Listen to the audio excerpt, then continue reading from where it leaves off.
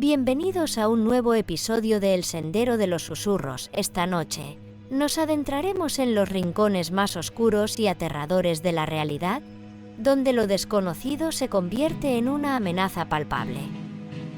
Historias de entidades que acechan desde las sombras y demonios que cruzan el umbral de nuestra dimensión para atormentar a sus víctimas.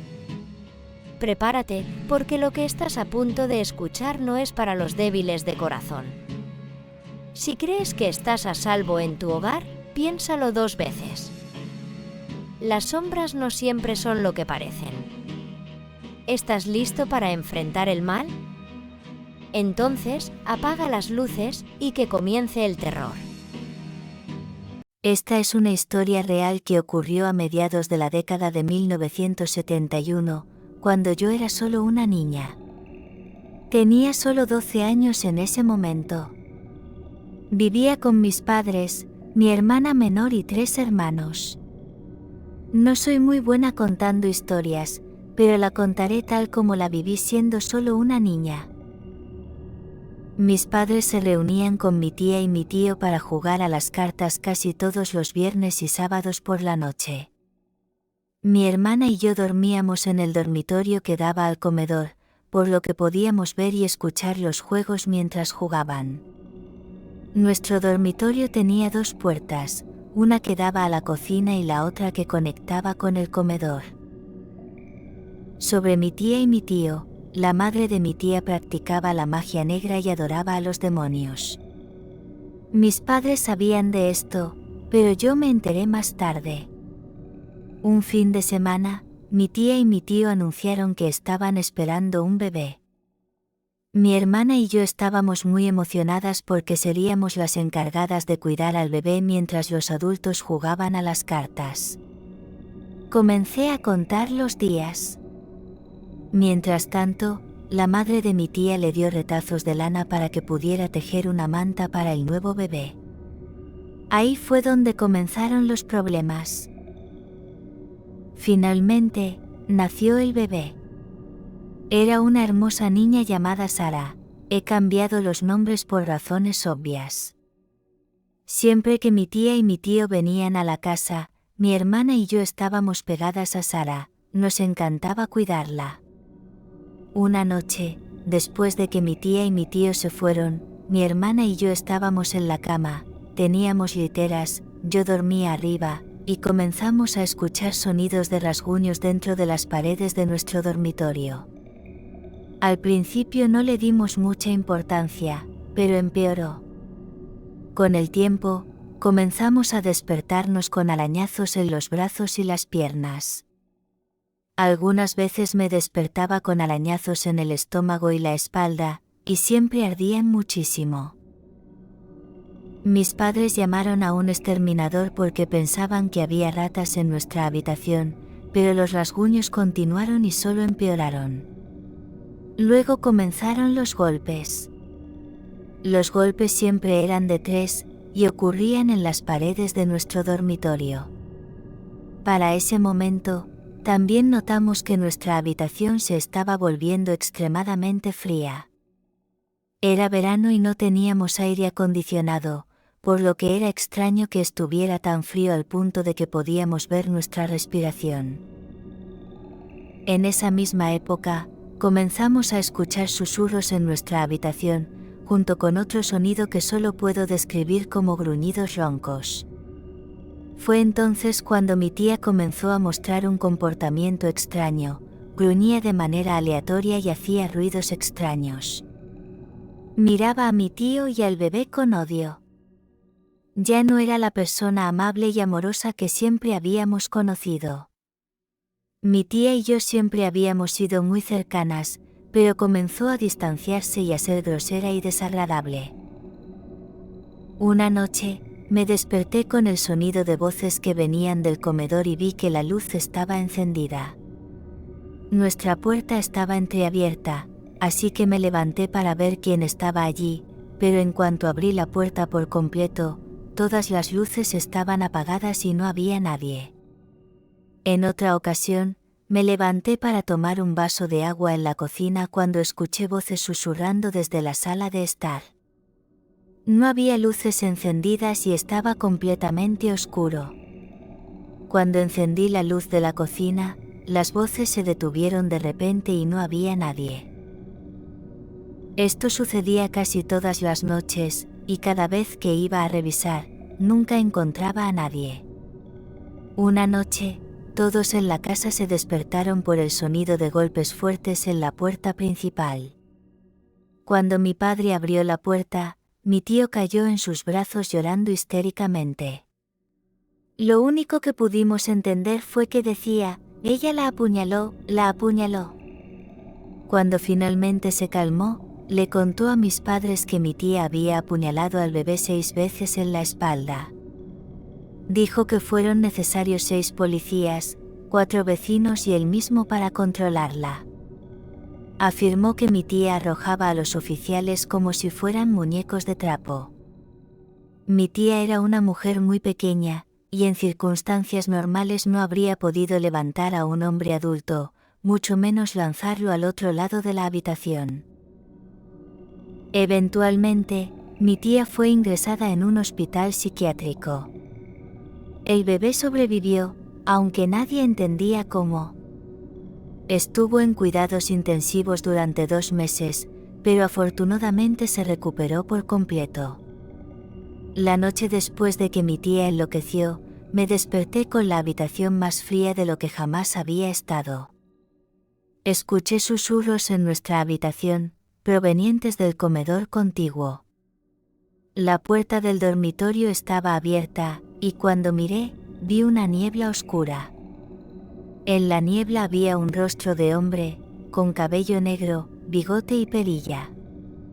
Sus ojos eran completamente negros y me miraba con la sonrisa más aterradora que he visto.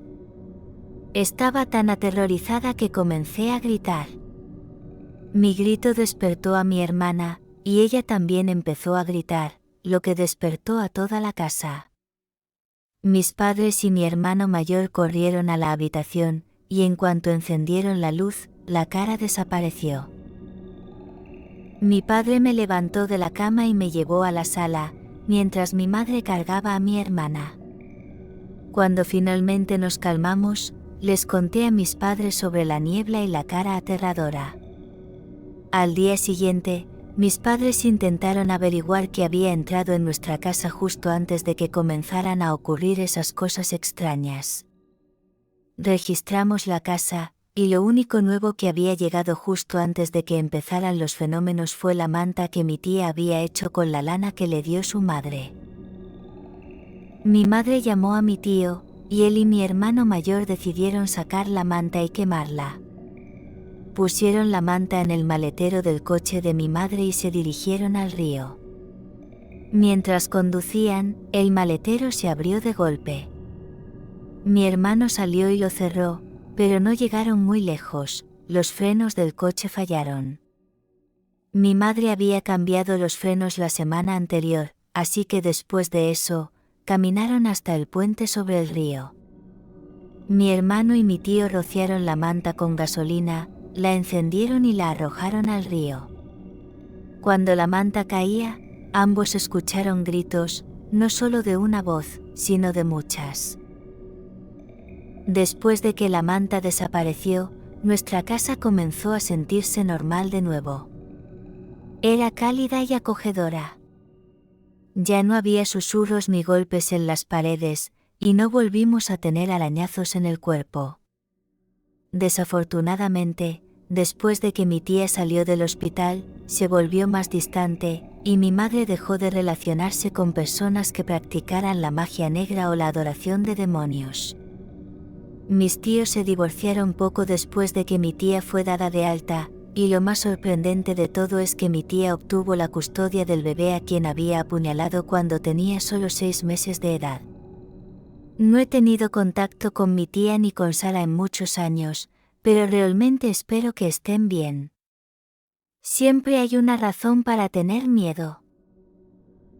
Crecí en Bradford, Pensilvania. ¿Alguno de ustedes ha oído hablar de los encendedores SIPO? Son de aquí. Un denso bosque rodea la ciudad, al igual que la mayoría de los vecindarios. Mi familia vivía en las afueras de Bradford, y como la ciudad misma, nuestra casa también estaba rodeada de bosque. Si te parabas en nuestro porche trasero, no veías nada más que árboles extendiéndose por millas. Te cuento esto para que tengas una idea de la sensación de aislamiento. En mi casa, podías gritar a todo pulmón y nadie vendría a ayudarte. Esto sucedió en el verano de 1997, yo tenía 12 años en ese momento. Tenía un amigo de la infancia llamado Martín, que tenía la misma edad. Nuestros padres trabajaban juntos y se conocían bien. Martín venía casi todos los viernes para pasar el rato. Ese día, Martín y yo decidimos aventurarnos en el bosque, como solíamos hacer. Sin embargo, esta vez nos sentimos un poco más atrevidos y fuimos más allá de lo que normalmente nos atrevíamos a explorar. Había una barrera de árboles que nunca habíamos cruzado simplemente porque no conocía el área más allá de ese punto. Continuamos más allá de esa barrera hacia un territorio desconocido. Finalmente, llegamos a un claro. En el centro de este claro había una tienda de campaña vieja y destartalada. Siendo los curiosos jóvenes que éramos, por supuesto, teníamos que ver qué había dentro. Al acercarnos, sentí como la temperatura a nuestro alrededor descendía. No soy ajeno al frío, pero esto era en pleno verano. Incluso a mi edad, podía sentir que había algo realmente siniestro en esa tienda. Una parte de mí gritaba que saliera corriendo de allí, pero mi curiosidad me empujaba hacia adelante. Nos detuvimos justo afuera de la tienda, ambos demasiado asustados para avanzar. Estábamos congelados en nuestro lugar, mirando la abertura de la tienda mientras la tela se balanceaba de un lado a otro. El cielo parecía oscurecerse aún más desde que descubrimos la tienda, y aunque estábamos justo enfrente, no podíamos ver su interior. Lo que sucedió a continuación es la razón por la que todavía lucho con el alcoholismo. Una mano oscura emergió lentamente de la abertura de la tienda. Se extendió hacia nosotros, con largas uñas negras sobresaliendo de sus dedos. No me da vergüenza admitir que me oriné del miedo. La mano se giró lentamente y nos hizo un gesto para que nos acercáramos, moviendo el dedo índice. En ese momento, Martín y yo escuchamos una risa profunda y resonante desde dentro de la tienda. No recuerdo mucho de lo que pasó después, solo recuerdo que Martín y yo corrimos por nuestras vidas, atravesando el bosque de vuelta a mi casa. Tengo un vago recuerdo de haber mirado brevemente hacia atrás mientras corría y ver una figura alta, oscura y humana parada justo fuera de la tienda. Al regresar, Martín llamó inmediatamente a su madre para que viniera a recogerlo. Mi madre nos preguntó qué había pasado, y le explicamos que habíamos visto una especie de criatura en el bosque. Mi madre, en última instancia, desestimó nuestras afirmaciones, pero nos guió en una oración mientras esperábamos a que llegara la madre de Martín. Martín nunca volvió después de eso, y nos distanciamos. Tristemente, Martín comenzó a juntarse con malas compañías y empezó a consumir drogas fuertes. Cuando tenía alrededor de 14 años, terminó ahorcándose en su habitación a los 17. En cuanto a mí, sufrí terrores nocturnos severos que me atormentaron durante años después de ese día en el bosque. No voy a entrar en detalles sobre lo que experimenté en mis pesadillas, pero diré que me volví alcohólico como resultado. Después de mudarme lejos y asistir a numerosas reuniones de alcohólicos anónimos, me alegra decir que he cambiado mi vida, e incluso tengo mi propia familia. Todavía visito Bradford de vez en cuando para ver a mis padres que ya están envejeciendo. Siempre coloco flores en la tumba de Martín cuando estoy allí. Estoy convencido de que lo que vimos ese día en el bosque contribuyó a su muerte. Ahora que tengo perspectiva, creo que lo que Martín y yo encontramos fue una presencia demoníaca. Nos siguió hasta casa y se encargó de arruinar nuestras vidas. Se rumoraba que había personas que practicaban el satanismo en esos bosques a mediados y finales de los años 90. Quizás despertaron algo, y Martín y yo simplemente estábamos en el lugar equivocado en el momento equivocado.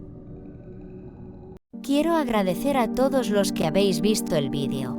Deciros que son historias reales y que la realidad a veces puede ser más terrorífica que la ficción. No olvides dar like y suscribirte a mi canal y gracias.